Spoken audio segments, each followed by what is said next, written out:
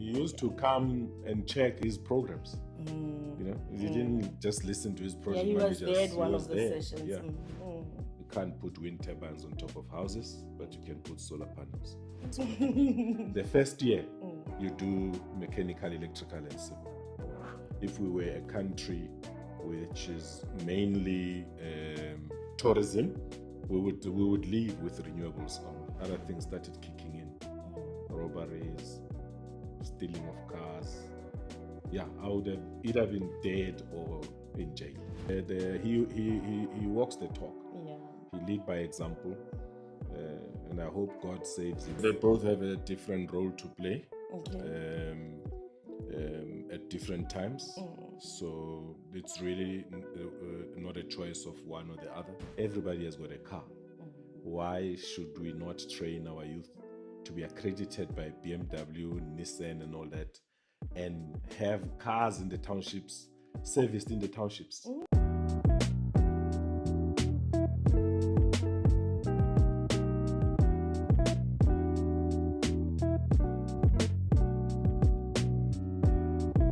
Hi, this is Silas Zimu. You're tuned into the NepoXchange Podcast. Enjoy.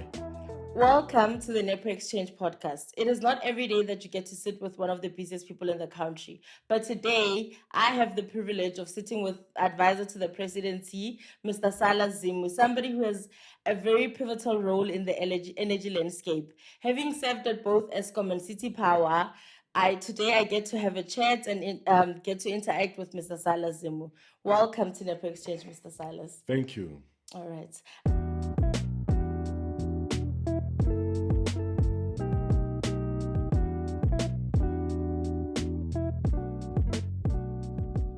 So we're going to have a chat and we're going to get to know you. I also want people to just get to know you and get to know the person who's behind, our growth and also the changes in the energy landscape.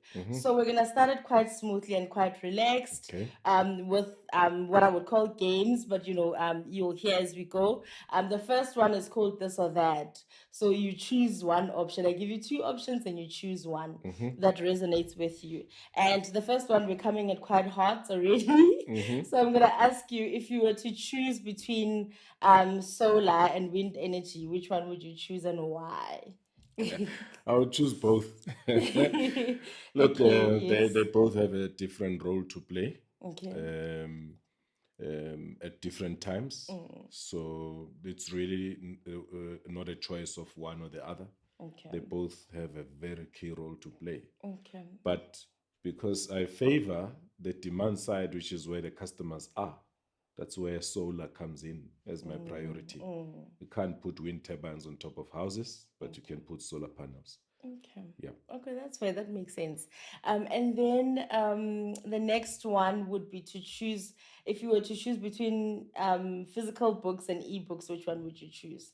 Physical books. I come from an environment where my late uncle used to bring books at home and, encyclopedias that you wanted to always have on your shelves. I mean, having studied in the UK, it was encyclopedia everywhere. So, but by age as well, I'm from that era of books. I still buy books, actually. I still want to display books. I've run out of space, but some I don't even read. I just like putting You're them just having them there. Yes, I read the first few pages, then I put them. So digital helps, especially when you're traveling.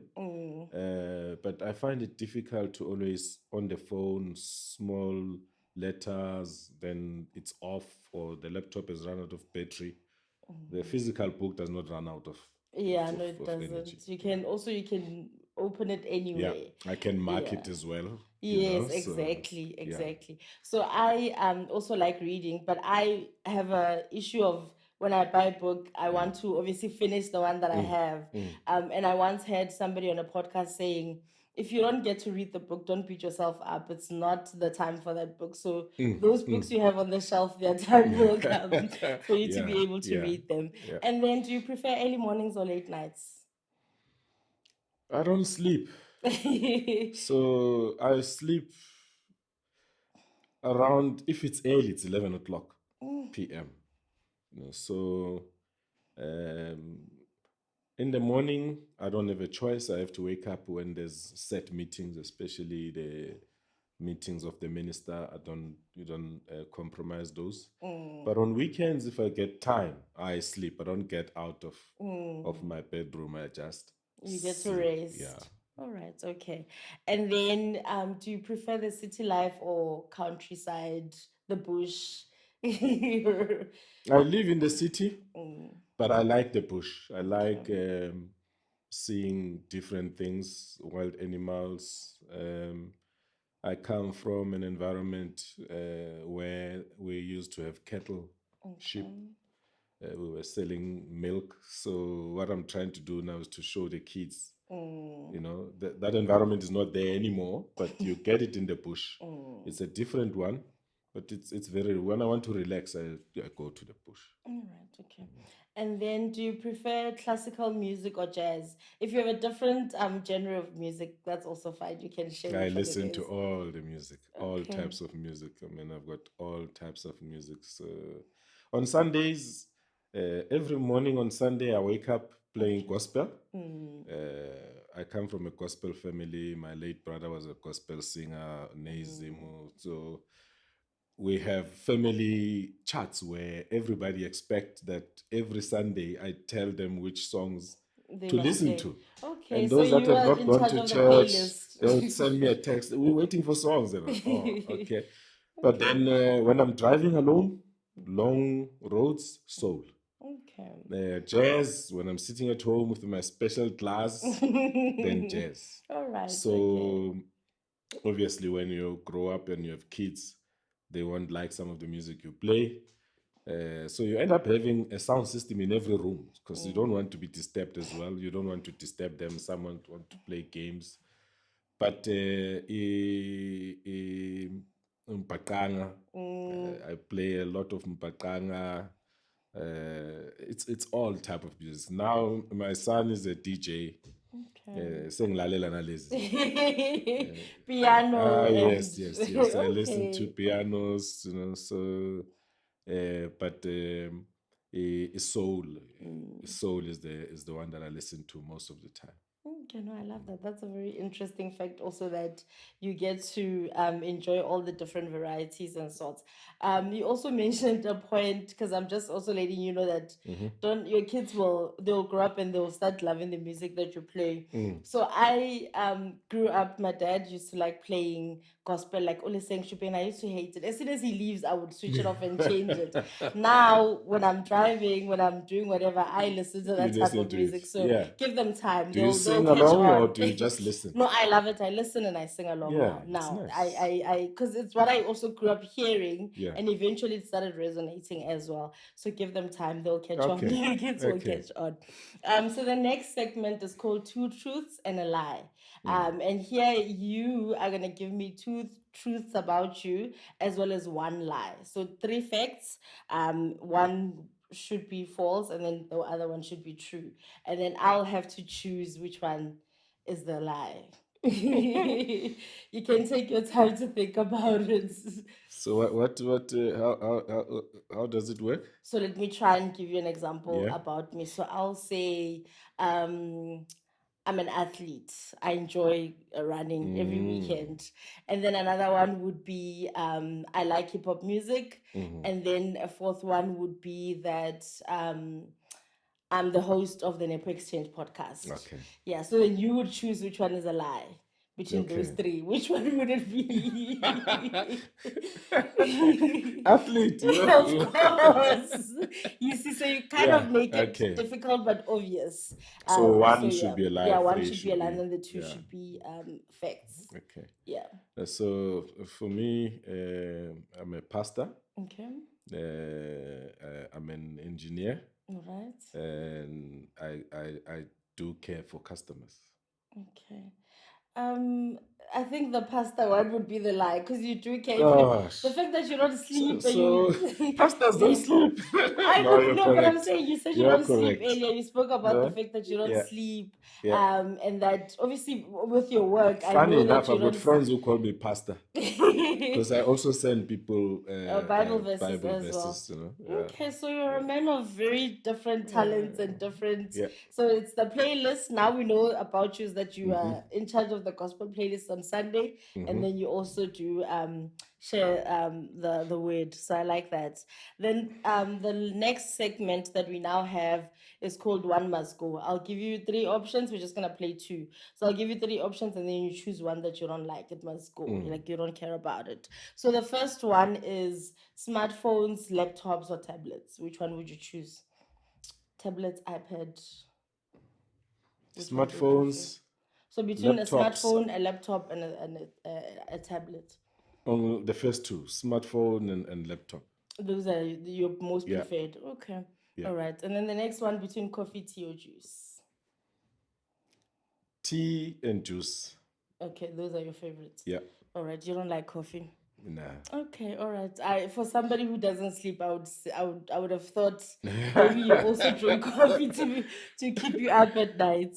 Nah. All right, okay. No, I drink a lot of green tea. Oh, okay. So every that day. helps as well, yeah. So that helps. So detox is better than keeping you awake than coffee. But coffee is also, some of the coffees are not healthy, I'm told. No, it's yeah. There's also different ones. And my tea Yeah. with no sugar, no milk. Okay. All right. Okay. The next game that we're gonna play is called mean tweets or mean facts or stereotypes, if we were to call them that. And so I'll give you one, and then you'll tell me what you think about it. So this is something that people say about different industries. So I'll obviously, for now, we're doing the energy industry, both renewable and traditional energy. So the one I have, the first one says that renewable energy is just a fad. Fossil fuels are here to stay. What would you say about that No, stereotype? they both are needed. They both complement one another. Yeah.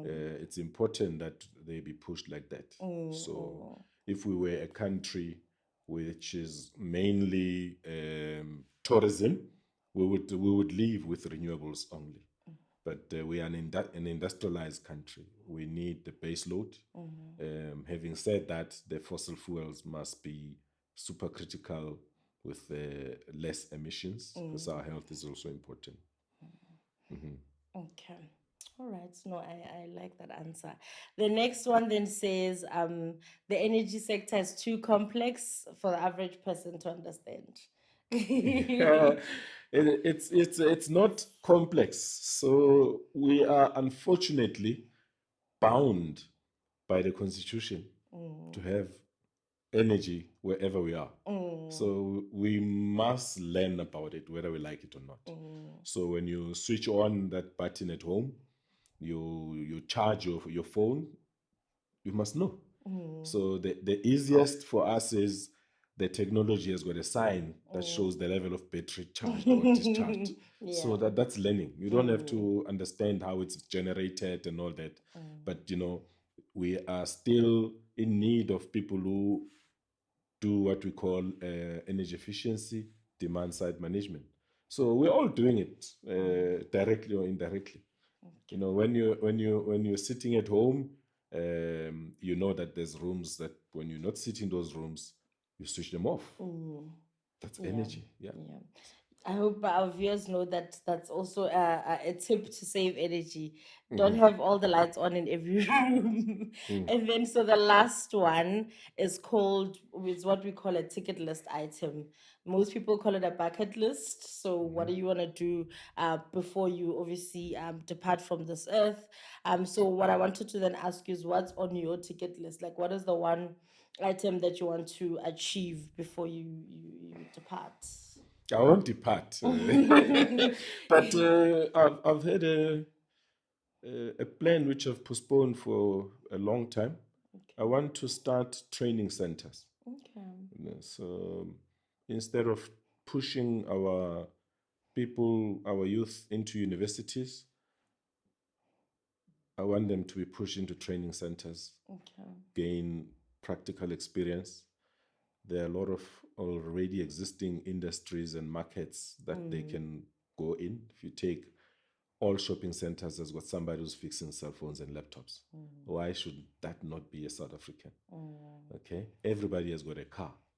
Why should we not train our youth to be accredited by BMW, Nissan, and all that, and have cars in the townships, serviced in the townships? I don't know if you can imagine how many cars are leaving the township to town for services. There's a lot. You know, so and these are training centers that are done in Europe, and people get accredited. They can then you create jobs, including renewables. You know, so you would have a training center where everything technical is done in that school, and people leave with different skills, including closing of potholes, simple things that we take for granted. And this I used to take for granted when I came back from the UK, but I didn't realize that South Africa is not doing it like the UK. You know, in the UK, I had friends that were not in the university; they were at the technical schools, but they liked what they were doing. You know, on Saturdays when I was playing soccer, they were closing potholes, and there were never potholes anywhere. You know, they liked what they're doing. They're paid well, and you don't need a degree to live a good life. Yeah, no, that's a really good plan, and I really hope it does come to life, because what you've just mentioned now, we do see it quite a lot. I think I'll mention two things. So we're through one of the initiatives that we have, which is the Township Energy Fund, where we did installations in Soweto as Nepoworx together with IDC. We had one auto body business, and when we spoke to the guy, we were just interviewing him, obviously, to see the experience and the impact of the project. He mentioned that the reason why they opened their auto bodies because they used to have a lot of customers that they would just obviously tow for. So they had a towing business at first, but now the customers had to then worry about getting the cars outside to like a Germiston Kempton Park, which is far outside of the township, to get it serviced. So then they then started the auto body, so that it's a one-stop shop. They can tow, then obviously fix the cars. And I thought that was quite a cool thing, and I think it needs to happen a bit more often in the townships. And then also with the potholes thing, you will see people just coming as a community one day fixing the potholes. So some guys who are just chilling, and then obviously they'll have that cup where they're asking for 5 rand. So if you have people who are trained and they're getting a proper salary for that, that would be quite great. So I really hope that plan does come to life. No, Thank you. That was we will such a support nice. it. Will. That was such a nice way also to close our first segment with our icebreaker. So now we're going to get into the more serious questions. And the first one is, what inspired your initial interest into the electrical engineering field? Yeah. I liked breaking things. So I thought I was fixing things, and everything that I was fixing got broken. And mainly it was the sound system, the opening a car and trying to fix a hooter, and the lights don't work. But you know, I actually got recruited into doing mining engineering. And while I was in the mines, I then got a scholarship to do electrical engineering. So I never had any role models as such, but as I was studying in the UK, it actually came clear. So in the UK, when you're doing engineering, the first course, and I'm not saying it's not like that in South Africa, I've never studied in South Africa. The first year, you do mechanical, electrical, and civil. Then you choose in the second year what one do you want to do. So from the first year, I was still confused, but then with the lecturers, you know, your supervisors, your mentors, then you realize, okay, take the electrical route, and that's what made me to go electrical. But there's nobody that does electrical only. There's also some civil and mechanical along the way. All right, they kind of overlap as well. So in the UK, there's courses like electromechanical, electro-civil. So you do a mix of the two, which and we don't see in South Africa. But it helps, especially with a person who does not don't know or what they understand want what to they want to do. do. Yeah. I think it also helps because it also sort of takes care of sort of avoiding having so many dropouts. Because Yeah. then if Yeah. you just focus on one, you're strict on one course, then you Yeah. end up not liking it, and then you end up dropping out. Yeah. Okay.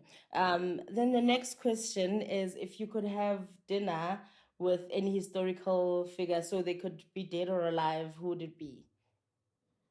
Richard Branson. Okay, and why? He's an innovator. He's not educated, and he likes empowering people. And if you look at even his flights inside the Virgin airline, the seats are not sitting like normal in SAA where you have to ask the next person, can I go to the, Can you go to you know, yes. the design of the seats is that everybody can actually, they're all at an angle. Everybody can stand up and do what they want, so, but this is one guy who is not a politician, but took a call of Nelson Mandela to come and invest in South Africa. And he came and invested in something that many people never believed in as a business. That was gyms and training of people, getting people to be healthy. I would have hoped that he would have brought in Virgin Records because they're very big. Virgin Airline, I can see it, but it's just landing and going. It's not like what he does in the UK. So Sir Richard Branson is respected all over.